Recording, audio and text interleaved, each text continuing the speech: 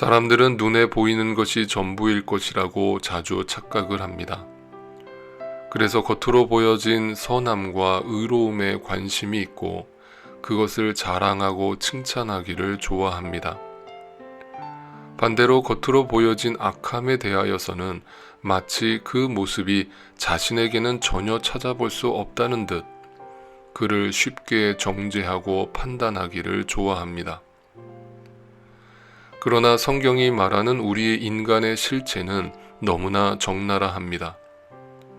가까이 가서 살펴보면 성한 나뭇잎이 하나도 없듯이 샅샅이 살펴보면 성한 사람이 하나도 없는 듯합니다.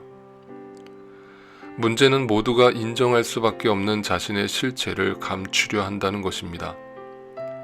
사람들 앞에서는 통할지 몰라도 하나님 앞에서는 어림없습니다. 하나님은 우리의 중심을 살피시기 때문입니다. 성전이라는 장소는 그 이름처럼 가장 거룩한 장소로 여겨졌습니다. 그런데 그 겉모습과는 달리 예수님이 바라보신 성전의 모습은 거룩한 장소가 아니라 강도들의 소굴이었습니다. 여기서 다시금 중요한 진리를 깨닫습니다. 거룩한 모양이 거룩을 말하는 것은 절대 아닙니다. 경건의 습관은 있을지라도 경건의 능력은 없을 수 있습니다. 이 말은 쉽게 말해 성경을 날마다 읽는다 하더라도 성경대로 살지 않을 수 있다는 말입니다. 기도를 날마다 드려도 자신의 뜻을 꺾지 않고 자신의 소원만을 앓을 수 있다는 말입니다.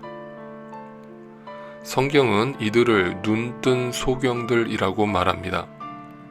영적인 진리를 보지 못하면서 보는 신용을 하는 사람들을 일컫습니다.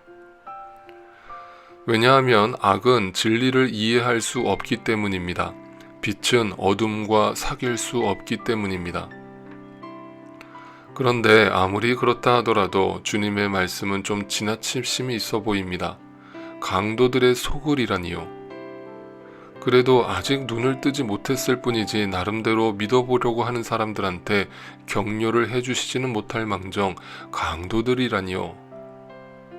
강도들이란 한마디로 남의 물건을 훔치는 사람들입니다. 그리고 그런 자들이 모여서 나쁜 짓을 하기 위해 음모를 꾸미고 모의하는 장소가 소굴입니다. 즉 강도는 나쁜 짓을 실행에 옮겨서만 강도가 되는 것이 아닙니다.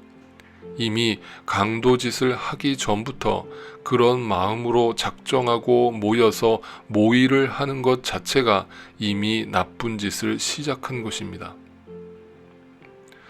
다시 말해 그들 마음속에는 남의 물건을 훔칠 생각밖에는 들어있지 않았다는 말입니다. 이 말씀을 들으면서 또 자기 자신은 아니라고 빠져나갈 궁리를 하고 계십니까? 하나님은 바로 당신의 중심을 보고 계십니다. 예수님은 성전 자신이고 성전보다 크신 분이십니다. 다시 말해 그분은 거룩한 하나님의 집이라는 뜻입니다.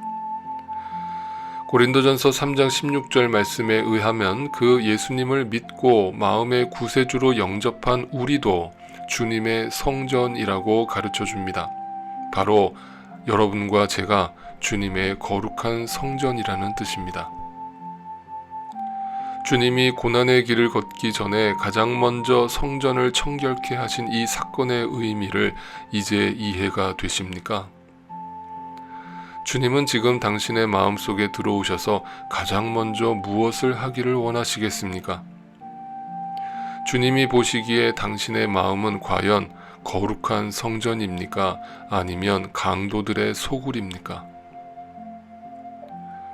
순결하고 거룩한 삶은 깨어져도 향기가 진동하지만 거짓되고 부패한 삶은 아무리 포장해도 악취가 진동하기 마련입니다. 거룩한 성전의 회복은 자기 자신이 강도요, 자신의 마음밭이 강도의 소굴에 지나지 않았음을 고백하고 주님 앞에 엎드려 십자가의 은혜를, 용서를 구하는 것으로부터 시작합니다. 예수님은 바로 그러한 자들을 구원하시기 위해 이 길을 걷고 계신 것입니다.